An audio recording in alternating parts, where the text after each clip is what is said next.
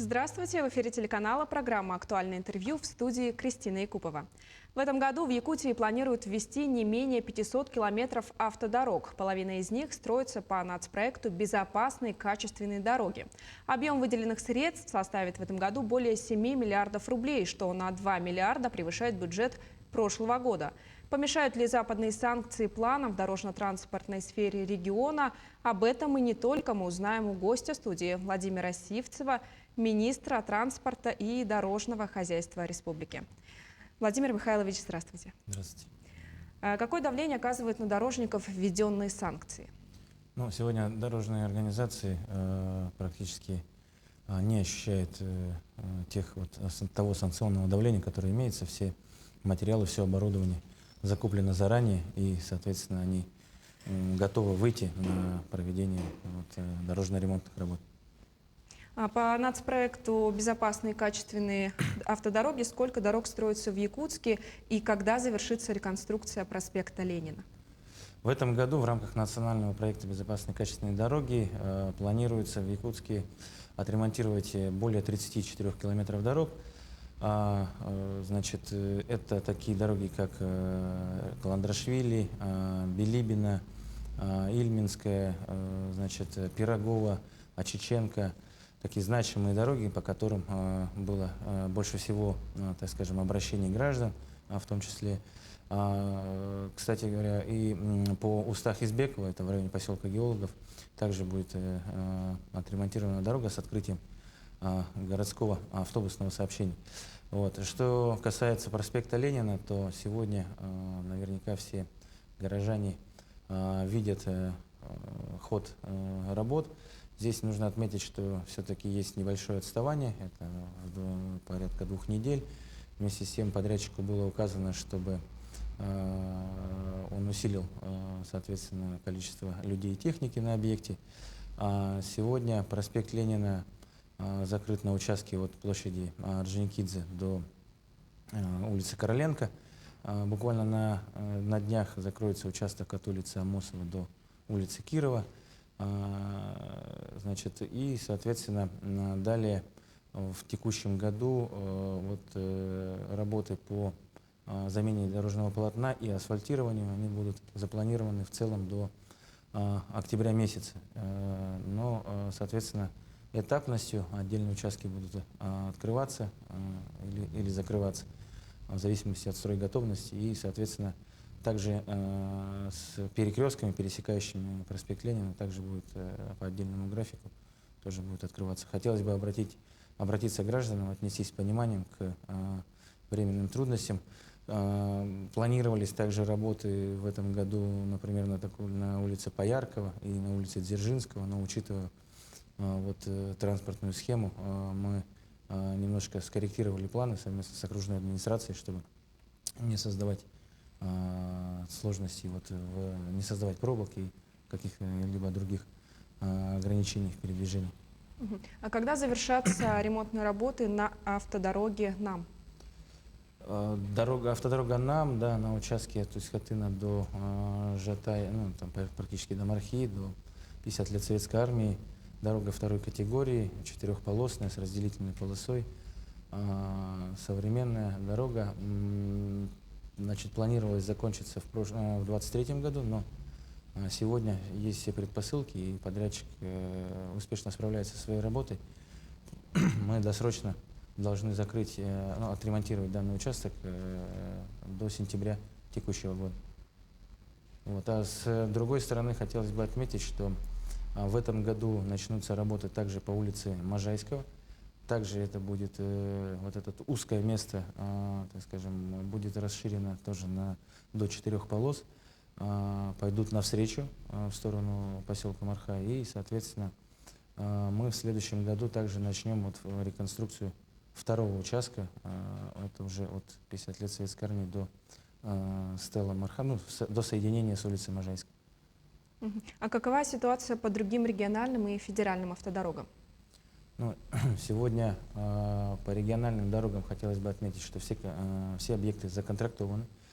Сегодня план более 220 километров. У нас хотелось бы отметить, что есть особо значимые объекты. Это дороги Барагон-Мюрю, которые ремонтируются к спортивным играм. Это аварийно опасные участки на автомобильной дороге Битюнь. Это, безусловно, отдельные участки дороги Умнас. Ну и в целом по республике хотелось бы отметить, что и в Татинском районе, и в других районах достаточно большой объем работ будет проведен. Сегодня ведется работа, мы ожидаем, мы провели уже работу и ожидаем выделения дополнительных средств федерального бюджета, не менее 1 миллиарда рублей, и, соответственно, что позволит нам еще 20 километров региональных дорог отремонтировать в этом году. Достаточно большое внимание мы уделяем мостовым переходам круглогодичного сообщения. Один из крупнейших мостовых переходов, региональных мостовых переходов через реку Аллахюнь мы сдаем уже в этом году. Хорошими темпами идет реконструкция моста через реку Нюя на дороге Мухтуя. Но мы продолжим реконструкцию крупных аварийных мостовых переходов. Соответственно, в следующем году планируем начать реконструкцию моста через речку Чоналыр, это возле города Мирного, на дороге Анабат. Как складывается ситуация в железнодорожном авиатранспорте по замене комплектующих для самолетов, вагонов от отечественных поставщиков? Какая поддержка оказывается местным предприятиям? Ну, хотелось бы отметить, что сегодня для внутрирегиональных авиаперевозок на самолетах Ан-24, Ан-26, несмотря на то, что ростовский авиазавод закрылся, мы имеем сегодня у полярных авиалиний не менее 7 полноценных укомплектованных двигателей, то есть есть серьезный задел на несколько лет для, соответственно, функционирования и ремонта Ан-24, Ан-26. Сегодня по Боингам авиакомпания «Якутия» получила сертификат на техническое обслуживание, да, и, соответственно, может самостоятельно осуществлять прохождение технического обслуживания. Вот. Сложнее ситуация с «Бомбардье Ку-300», но сегодня совместно с Министерством транспорта Российской Федерации мы этот вопрос дорабатываем, прорабатываем. И вот, что касается железнодорожного транспорта, то у нас, надо сказать, нет контрактов и поставок напрямую с недружественными странами. Если даже имеются какие-то иностранные комплектующие, то это осуществляется через страны-партнеры. И сегодня у железных дорог как по локомотивной тяге, так и по вагонам абсолютно нет никаких рисков. В этом году упростилась система допуска к работе для малой авиации. Сколько компаний будут работать в регионе, какой объем перевозок пассажирских, грузовых они могут взять на себя? Ну, к так называемой малой авиации у нас особое пристальное внимание. Действительно, данный вид техники мог бы существенно помочь и удешевить систему завоза грузов, почты. И с недавних пор действительно изменились федеральные авиационные правила, и с 1 сентября можно будет, так скажем, при получении сертификата на проведение авиационных работ в части коммерческой перевозки пассажиров тоже можно осуществлять силами малой авиации. Сегодня в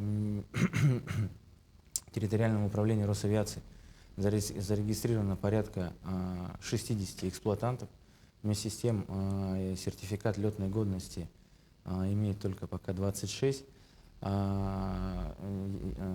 единиц. Ну и хотелось бы сказать, что у нас вот в рамках нашей проводимой работы совместной с Ассоциацией малой авиации мы сегодня имеем 2 официальных перевозчика, имеющих сертификат на проведение авиационных работ. Это ООО «Восход» и ООО «Лидер». У них в в эксплуатации находится 3 Ан-2 «Восхода» и 3 Ми-8 у «Лидера». Но на этом не останавливаемся. Значит, сегодня совместно с Министерством предпринимательства, Фондом развития предпринимательства разработан продукт льготного займа от 6 до 8% для получения займов и возможность ее направления на приобретение техники, либо ее перевозки. Авиакомпания «Якутия» вошла в состав большой компании «Аврора», объединившей ряд авиакомпаний на Дальнем Востоке. Что это дает жителям республики? Расширилась ли география субсидированных перелетов? Значит, по географии, если сравнивать с прошлым годом, то в прошлом году только на Якутск-Хабаровск был рейс, субсидированный рейс, то в этом году, значит, уже открыты и осуществляется полет Якутск-Чита, Якутск-Иркутск. Значит, и буквально в ближайшее время откроется рейс Якутск-Красноярск, а также Нерюнгри-Хабаровск уже летает. Программа расширяется, маршруты расширяются. Всерьез идет работа по субсидированию, возможности субсидирования внутри региональных рейсов. Мы это отрабатываем с «Авророй» вместе.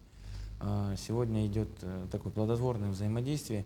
Если авиакомпания «Якутия» в прошлом году только осуществляла буквально там единицы рейсов, то сегодня уже более 10 рейсов в составе Альянса.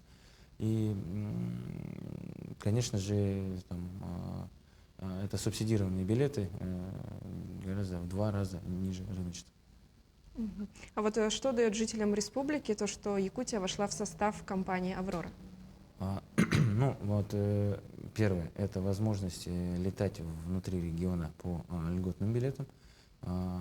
Второе – это для самих наших авиакомпаний также новые, соответственно, новые маршруты, тоже не обязательно связанные с республикой, они могут летать, например, Южно-Сахалинск, Владивосток или Хабаровск-Анадырь. Наша авиакомпания «Якутия» так летает. И, безусловно, мы в Альянсе, в развитии Альянса мы ожидаем, что у нас обновится парк воздушных судов. И такая задача стоит, и в первую очередь отечественных воздушных судов. Мы ожидаем, что до конца года в этот альянс должны подойти 4 новых сухих суперджет-100. Владимир Михайлович, спасибо, что ответили на наши вопросы. О поддержке транспортной сферы в Якутии и национальном проекте «Безопасные и качественные дороги» мы поговорили сегодня с Владимиром Сивцевым, министром транспорта и дорожного хозяйства республики. Оставайтесь с нами.